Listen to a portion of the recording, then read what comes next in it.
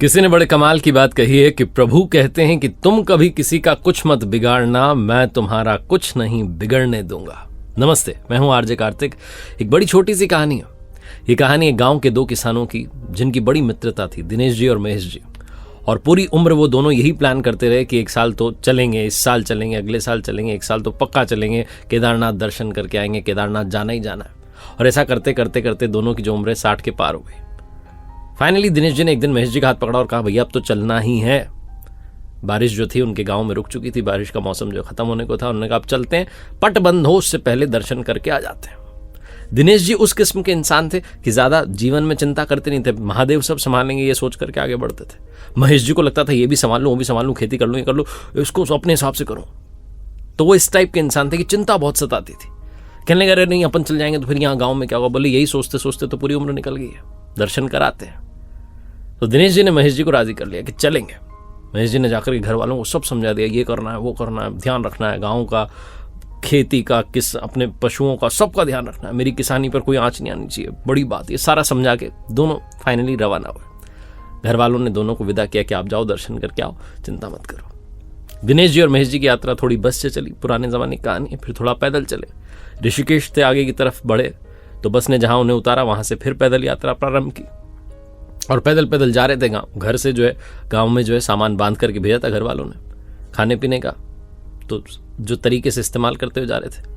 15-20 दिन उनकी यात्रा को हो चुके थे। एक गांव में से निकले तो देखा कि गांव के बाहर एक छोटा सा मकान है जिसकी हालत जो है बड़ी बेकार सी हो रखी थी। महेश जी ने कहा कि अरे दिनेश वहां क्या देख रहा है, चलना आगे चलते हैं। दिनेश जी ने कहा नहीं, मैं एक बार जाकर के देखता हूं कि हाल कैसे हुआ। महेश जी ने कहा कहां इन चक्करों में पड़ा है, तेरी पूरी जिंदगी ऐसी निकल गई, दूसरे का भला कर दे अपना देख, चल दर्शन करके आते हैं, फिर उधर पट बंद हो जाएंगे।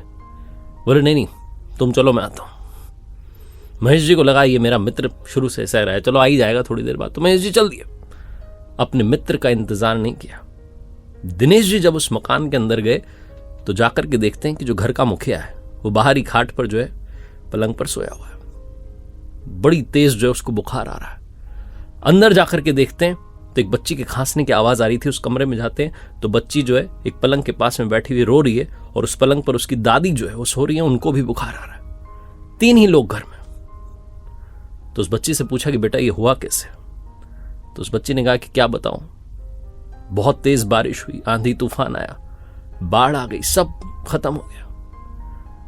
मेरी मम्मी तो बचपन में ही चली गई थी, मेरी दादी और पापा हम साथ रहते हैं, और मेरी दादी को बुखार है, पापा को बुखार है, पैसा भी नहीं है घर में, कौन संभालेगा।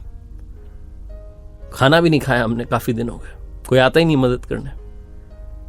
दिनेश जी ये सब देख करके बड़े द्रवित हुए।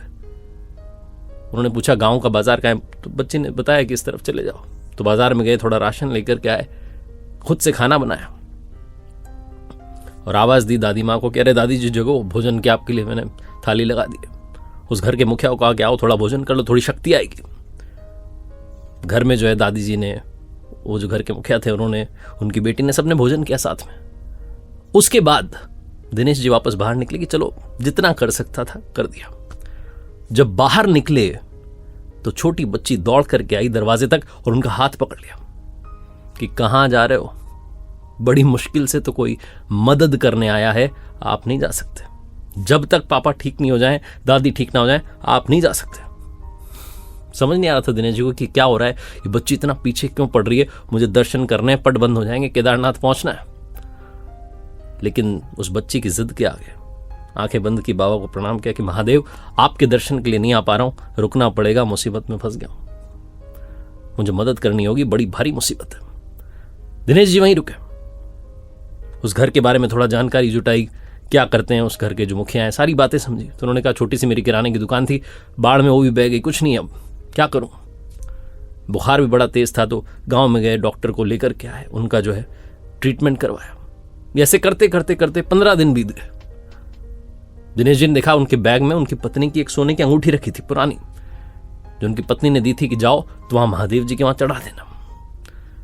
दिनेश जी ने सोचा इसको बेच देता, बेच दी। जो पैसे आए वो आकर के सीधा उस घर के मुखिया के हाथ में रख दिए कि भाई साहब ये थोड़े पैसे हैं, थोड़ी बचत है, आप किराने की दुकान फिर से शुरू कर लेना, अब आपकी तबीयत भी ठीक है, आपकी माताजी भी ठीक है, अब मैं प्रस्थान करता हूं। तो उस घर के मुखिया ने कहा कि अब कहाँ जाओगे, अब तो पट बंद होने का समय आया, इतने दिन तो यहीं बीत गए। बोले हाँ पट तो बंद हो रहे हैं, अब महादेव के दर्शन तो नहीं हो पाए, लेकिन कोई नहीं, यहीं से प्रणाम करते हैं, वापस गाँव जाते हैं। दिनेश जी वापस गाँव की यात्रा शुरू कर चुके थे। उधर महेश जी जब दर्शन के लिए पहुंचे तो उन्होंने सोचा मेरा मित्र पता नहीं कहाँ रह गया, रास्ते में भटक गया ये वो। जब दर्शन कर रहे थे तो दर्शन करके जब उन्होंने आंखें खोली तो उसी भीड़ में उन्हें उनके मित्र भी दिखे। दिनेश जी, हूबहू दिनेश जैसा दिखने वाला व्यक्ति जो दर्शन कर रहा है, हर हर महादेव की जयकारे लगा रहा है। तो बड़े खुश हुए कि मेरा दोस्त पहुंच गया दर्शन करते करते, यहां तक आ ही गया फाइनली दर्शन करने के लिए। तो भीड़ में पहुंचे, उस व्यक्ति को ढूंढने की, कहाँ है मेरा दोस्त, तो मिला ही नहीं, गायब हो गया। उसके बाद उन्हें लगा शायद मुझे भ्रम हुआ होगा, वापस आए, उसी गांव से निकले, उसी घर के सामने से। तो उस घर का हाल जो थोड़ा ठीक हो गया था। उस घर के जो मुखिया थे वो सबको पानी पिला रहे थे, आने जाने वालों की आवभगत कर रहे थे, तीर्थयात्रियों की। तो उन्होंने कहा वाह क्या बात है, आपका तो घर जो है बेहाल था, अभी हम निकले थे कुछ दिन पहले। बोले क्या बताएं साहब, महादेव स्वयं आए थे, उन्होंने आकर के पूरे घर वालों का उद्धार कर दिया। बोले कैसे दिखते थे? बोले आपके जैसे दिखते थे, ऐसा लग रहा था आपके मित्र थे। सारी बात महेश जी को समझ में आ गई कि मेरा दोस्त यहाँ रुका, इन सब की मदद की है। वापस गए, गांव में जाकर के गले लगा लिया अपने मित्र को और कहा वाह सच्चे दर्शन तो तुमने किए। जब मैं महादेव के दर्शन केदारनाथ में कर रहा था, तुम्हारे जैसा एक व्यक्ति दिखा था, महादेव ने तुम्हारी आत्मा को वहां पहुंचा दिया था दर्शन के लिए। बहुत छोटी सी कहानी है। परमात्मा तब प्रसन्न होता है जब आप किसी की मदद करते हैं, किसी का ख्याल रखते हैं, किसी की केयर करते हैं। प्रसन्नता बांटना ही सबसे बड़ी सेवा है, सबसे बड़ा धर्म है। एक बार फिर से वही बात जो अक्सर आपसे कहता हूं, कर दिखाओ को जैसा कि दुनिया करना चाहे आपके जैसा। उम्मीद है आपको कहानी पसंद आई होगी और उम्मीद है आपको मेरी किताब कर दिखाओ कुछ ऐसा भी पसंद आई होगी। Amazon, फ्लिपकार्ट पर अवेलेबल है। साथ ही इंग्लिश में आप इस किताब को मंगा सकते हैं। डू समथिंग दैट मैटर्स इस नाम से आपको मिल जाएगी और मेरी वेबसाइट rjkartik.in जहां कुछ कोर्सेज हैं, उम्मीद है आपके काम आएंगे।